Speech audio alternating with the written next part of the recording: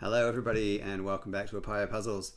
I am back after a few weeks overseas in Japan, which was an incredible experience, my first time there, and so many incredible things to activate the mind and the spirit over there. Of course, as well, land of the anagrammatic capital cities in Kyoto and Tokyo. So I feel refreshed. I'm a little tired after the return journey. We got caught up in the Cairns debacle on the way through, so there were some rigours there. But we're back, and I'm back, and this is my first crosswording attempt since the return on the weekend. Of course, Saturday paper, Liam Runnalls' old mate, a great crossword for any solver. Particularly one who's jet lagged, and of course those who are new to crosswords, these are really good ones to cut your teeth on. So let's see how we go with today's edition, or this Saturday's edition. I think everything is in order, so let's go. Family underwear business with underwear for large snake 4-5. So family, okay, so this will be King Cobra. I got that through a few wordplay components. So family is kin. That's what got me started. And then the rest, when I saw that snake in place, I thought, okay, maybe it's king something. And we have bra at the end, which is our piece of underwear. So family for kin, underwear business with underwear for large snake. Well, I see kin and co for business and bra. Where is the G coming from? Family underwear. I wonder if G is as in G string. That must be what it is. That's interesting. I guess they can be referred to as just a G. So there we go. We off the mark with a smooth solve. 8 down. Don't worry about what the barber said before shaving throat.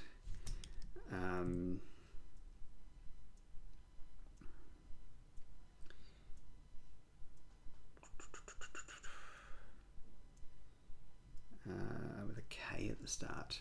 Not really seeing that. Let's try something else. Lucy almost covered in printer fluid. Fortunate. So this is in luck. Lucy almost is almost the word Lucy, L-U-C, covered in printer fluid, which is ink, so in luck. This 10 across should help us with 8 down. Prepare for the ultimate joke. I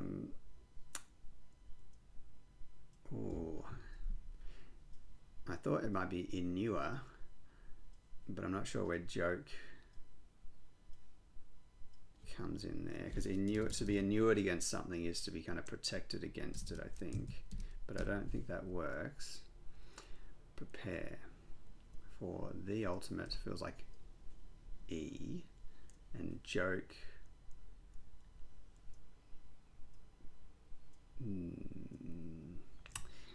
that's probably easier than I'm making it look. Why find the Spanish peasant?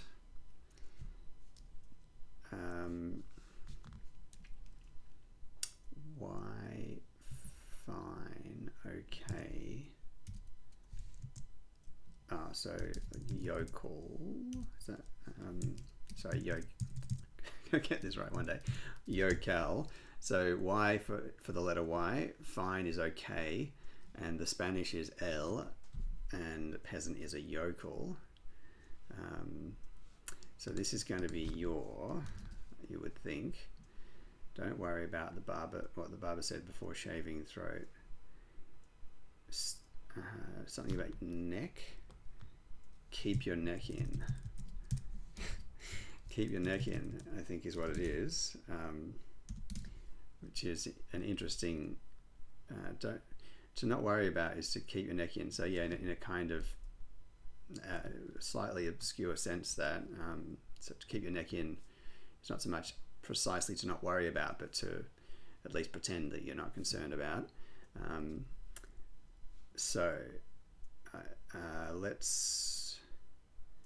let's try. And this, and it might have been Enua, but I think it's Inua. Let's come back to that. 14 across. Reveal hand when Cockney is suspended with no score. So it's going to be something, I think. Uncover. Suspended with no score, nil.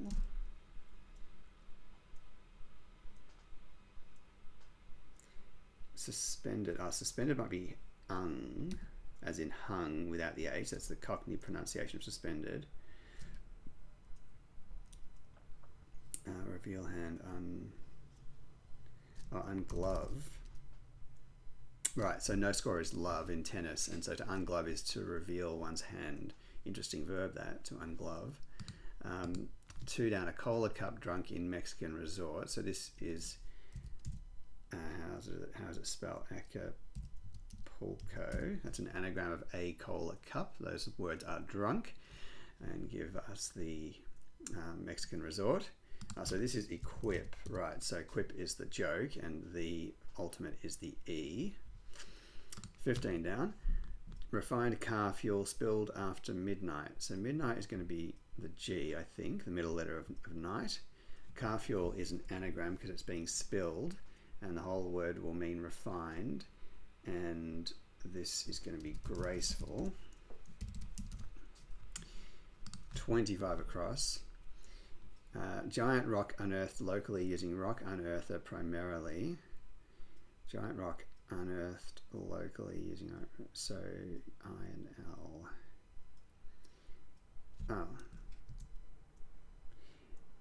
L. Is this maybe sorry, what have I done here? F-U-L, there we go.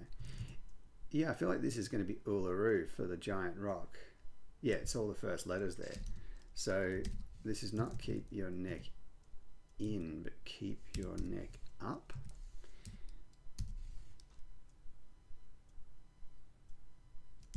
Keep your head up. So all of my kind of machinations and discussion of that clue earlier were misdirected, so or misguided rather. Keep your head up makes more sense, and that is indeed to not worry in the literal sense. Just take it easy. So 19 down. Strengthen drone force with uranium power. So uranium power will be U and P in the abbreviations.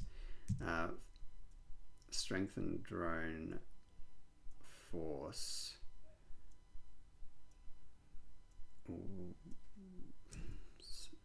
Drone force.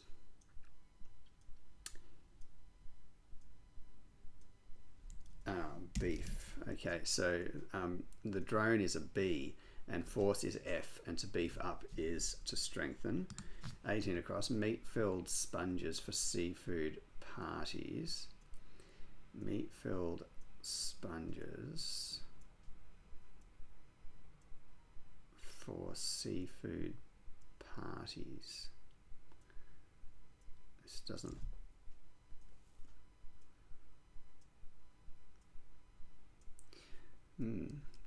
nothing is standing out in the wordplay or the letters that I have, so I might come back to that. 22 and 8 down may yet be wrong. Slice of swine leg anticipated, not 15 down. Well, I don't know what 15 down is, but let's have a look. Slice of swine leg anticipated. Yeah, so this will be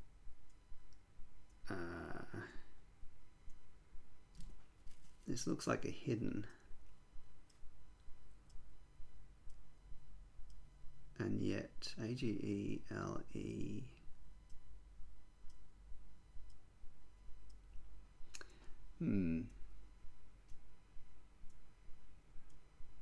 Really feels like it should just be a section of this, a slice of these words, but I'm not seeing how that quite works. So let's see. 13 down. Government smells a US city Democrats feta dish. Good grief, what a clue. Smells a US city. Government smells a US city Democrats feta dish. Good grief. no idea what that is about. 3 down.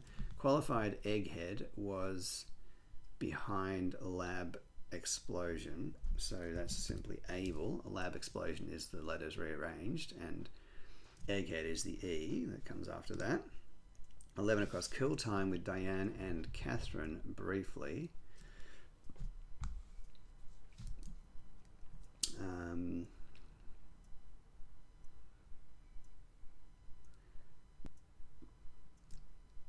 Eradicate. So Catherine is Kate, die is die, and time is era. Okay. 4 down. Jumpstart a vehicle and abruptly head south for the beautiful trees. Jumpstart a vehicle and abruptly head south for the beautiful trees. Gosh, there's a lot going on there. I'm not quite computing.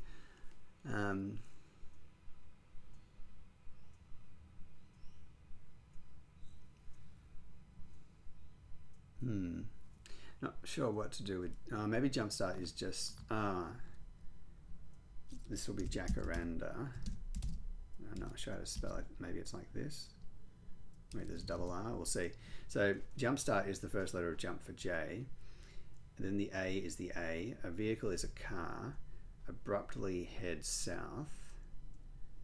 Car, and then abruptly head is the A. South for the beautiful. Oh, maybe it's not jacaranda. Maybe it's jacker. Abruptly head, I think, is the A. South for the.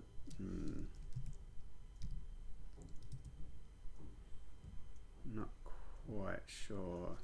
Oh no, so it would be jacaranda, I think.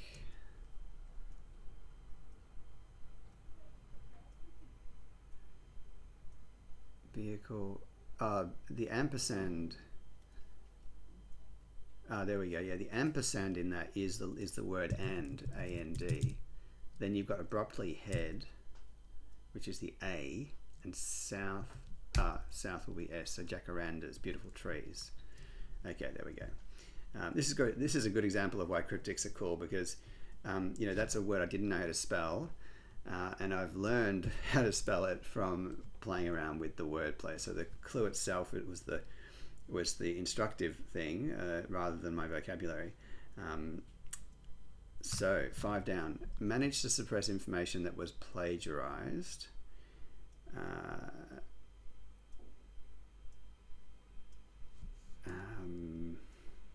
Information is probably just the I. Copy. Oh yeah, so manages copied. Yeah, managed is coped. Suppressing I for information and plagiarized is copied. 9 across. Toy Shark was occasionally in foreign port.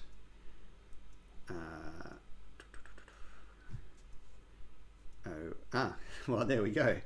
Beautiful. Osaka. That's right, isn't it? O-S-A-K-A. So occasionally, every second letter of Toy Shark makes Osaka. And that is indeed a foreign port where I was just a week ago.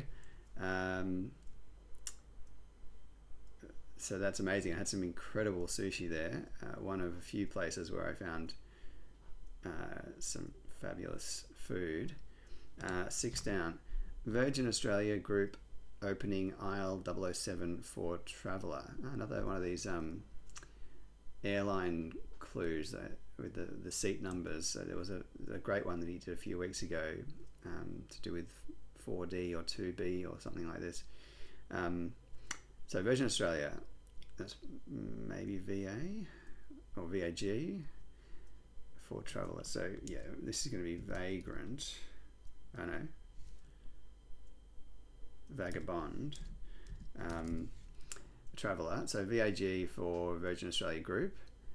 Oh, it's got the opening. Is that indicating that? Aisle 007. So opening aisle is the A, the first letter of aisle, and then 007 is bond. So we get vagabond. 7 down. Take balloons to the bank and don't bother explaining why.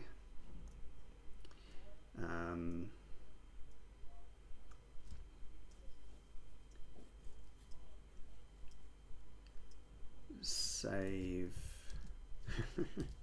That's very nice. Save your breath.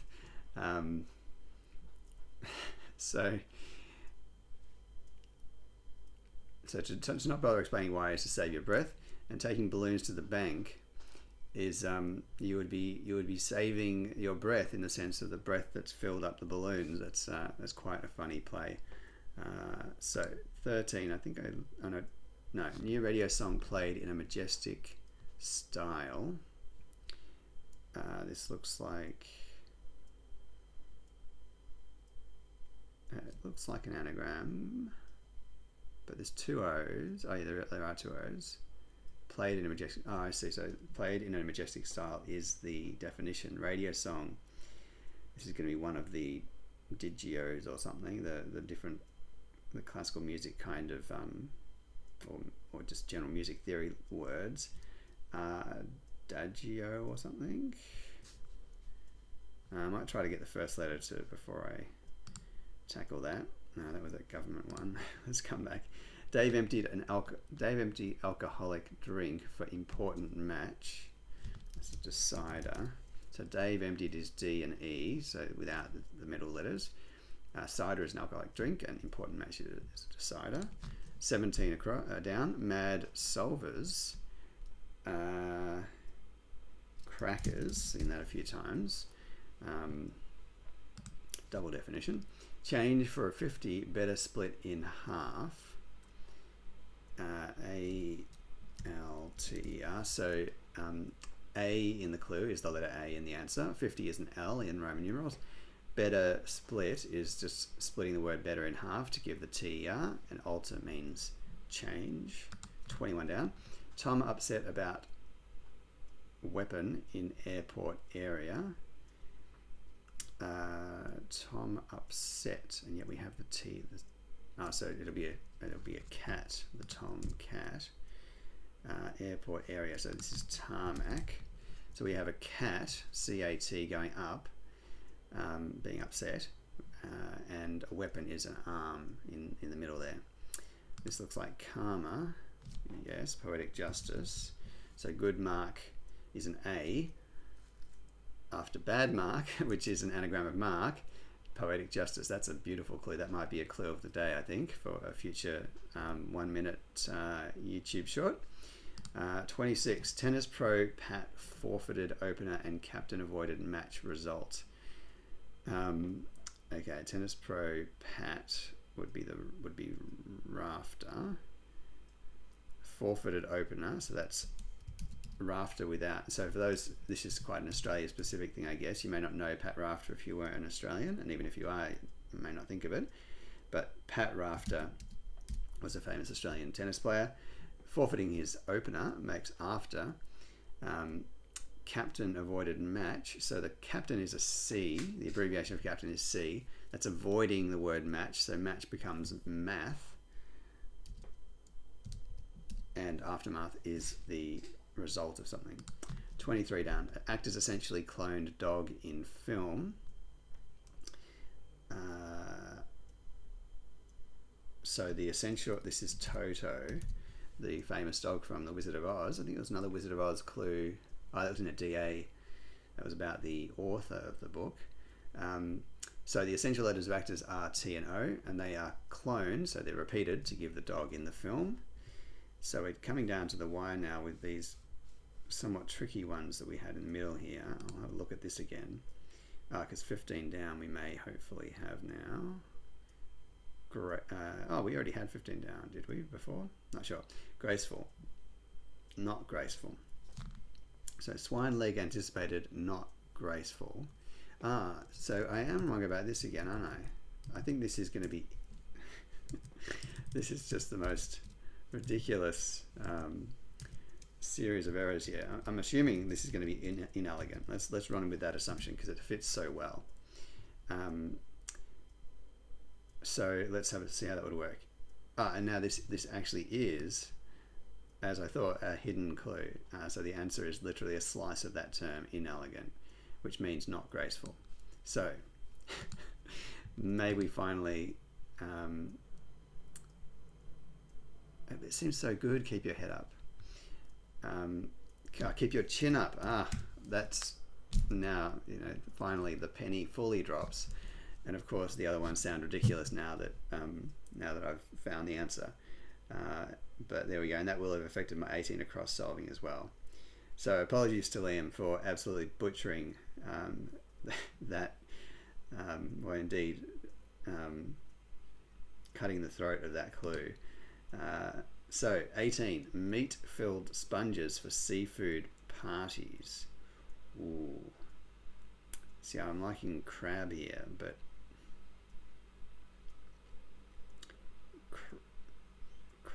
crabbages or something, is that a word? Parties might be the final answer. So seafood, meat-filled sponge.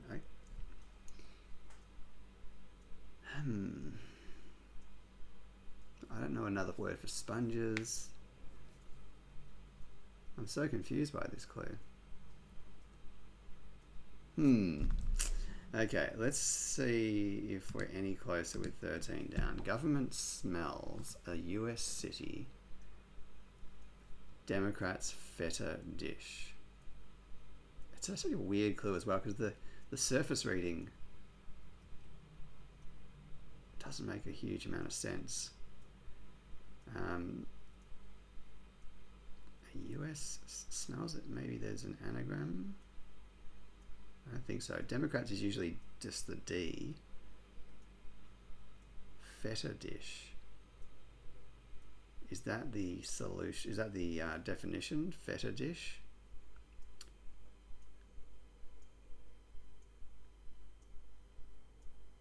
Smells.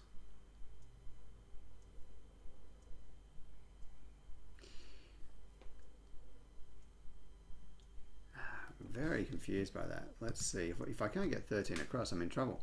New radio song. So this is just an anagram of radio song. We've used A, D, and O. So we've got R and I, S, N, G. R, I, S, N, G. So this letter here is R, I, S, N, or G. So it feels like it's going to be a G. No, this is grandioso, I think is what it's going to be. I think that fits. Another one where that I could never have named that word as a music term. In fact, it's a majestic style, so that's just a generic term. It's not specific to music. Yeah, so there we go. Very nice. Now, this looks like great. Government could just be the letter G. I had been thinking that there's no abbreviation for government that's relevant, but maybe G just is a valid abbreviation for government. Smells a US city. Let's say this was... hang on. Well, if it's a feta, then maybe... Greek, and smells is reeks. A, and then US city, so Greek salad.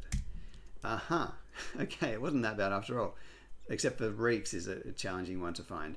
And the G, I think, for government probably isn't hard, but I just wasn't aware of that one. So G for government, reeks is smells. A US city is A, and then followed by LA, the city, and then Democrats is the D, and feta dish is a Greek salad. So, we get the unusual K. So I wonder if this is crab bakes or something. Or clam bakes, meat-filled sponges for seafood parties. So the first is probably seafood in these first few, like crab or clam, but then parties would then be the rest of it. And I'm not sure why bakes is parties. Bikes, bokes.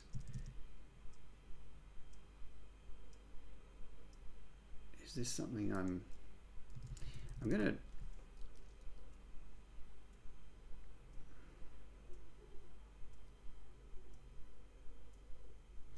meat-filled sponges? I think that has to be the definition. And you've got a word meaning seafood and a word meaning parties. just don't see where parties is coming in. Let's see. This feels more right. Oh, there we go. Interesting. So you can see that there. Sort out Anglican mess. That's the little thing they give you at the end to say that you're correct. I think there's a double anagram of congratulations in there. So meat-filled sponges for seafood parties. A seafood party might be a clam bake. Maybe that's some sort of gathering where you eat seafood. And then the wordplay would be meat-filled sponges. Yes. So you got lamb filling the word cakes. And cakes are, a type of cake is a sponge. Huh. So finally got there. How long was it? 25 minutes all up, plus the early ramble. So that was a cool solve. There's some interesting cluing, interesting words in there. As I say, a few that I was somewhat unfamiliar with, at least spelling wise. So, and clam bake I'd never heard of at all. I don't think it felt more likely to be a term than crab bakes. Just sounded better. And the whole keep your chin up thing was a real debacle. Save your breath, a great clue, and the 24 across with the karma, the good mark and the bad mark, poetic justice. That is very indeed poetic. And of course the appearance of Osaka when I've just returned is brilliant. The day that I arrived in Tokyo, the Wordle solution was sushi, which was also brilliant. I think it was the day I arrived or the day after. So I will leave it there. A quick update on stuff with the channel and with what I'm doing. I'm intending to continue on with some crossword solving. So probably I'm going to try to do the Saturday paper for LR each week. I may not necessarily do the Tuesday in the Age. I've just recently bought the current edition of the Big Issue with a Stephen Knight puzzle in it, so I will give that a crack at some point soon. So I want to try to continue on with a pattern maybe of 1 or 2 full solves a week. Also word clues of the day, the kind of short versions, to highlight some of the excellent clues I'm coming across. One little development that I had while I was in Japan is that I met a gentleman from Melbourne who was quite the philosopher, and he lent me for a period a book that he had of haiku poems. He was very interested in haiku, and of course being in Japan it was all very topical, and that was fine. It was lovely, nice to read some haiku, and it got me thinking about the potential of writing short three answer crossword grids where the 3 words were clued in the form of a haiku. So clue 1 would have 5 syllables, clue 2 would have 7, and clue 3 would have 5 syllables, and that the words themselves would be in some way related to each other or would be an expression. So keeping the faith or something, 3 words, 3 clues, and the clue adheres to a haiku kind of pattern, and hopefully is somewhat poetic and maybe ties in with the meaning of the final expression. And I built one of these and put it out on Twitter. I should have thought about this in advance, but I might just put a link to it in the description. And it was surprising. It worked out surprisingly well. It was it's quite difficult, as you might imagine, constraining clues to 5, 7, and 5, particularly given that a lot of the indicator words that we use in themselves are 2 or 3 syllables.